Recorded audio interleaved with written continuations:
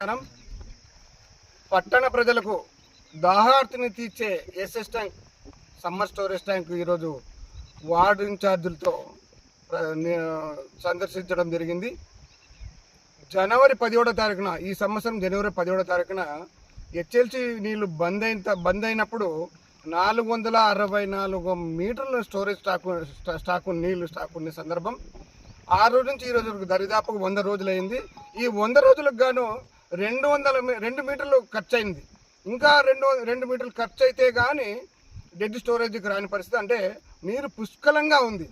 ఈ రోజు నుంచి దగ్గర దరిదాపుగా 100 రోజులు నీళ్లు రాయదుర్గానికి సరఫరా చేసేంత కెపాసిటీ ఎస్ఎస్ ట్యాంకులో నీళ్లు ఉన్నాయి. కాబట్టి రాయదుర్గం ప్రజలు తాగునీటిని సద్వినియోగించాల్సిందిగా సందర్భం ఇది.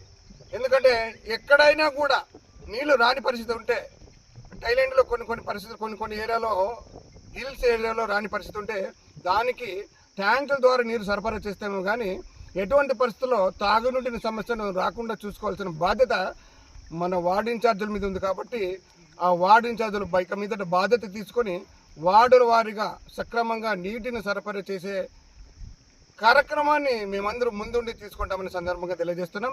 రాయదుర్గం ప్రజలకు ఎటువంటి పరిస్థితుల్లో తాగునీటి ఇబ్బంది రాకుండా చూసుకోవాల్సిన బాధ్యత మనకి ఉంది. కాబట్టి ఎటువంటి పరిస్థితుల్లో కూడా నీళ్లు సమస్య లేకుండా ఈ వేసవి కాలాన్ని మేము అధిగమిస్తామని ఈ సందర్భంగా తెలియజేస్తున్నాం.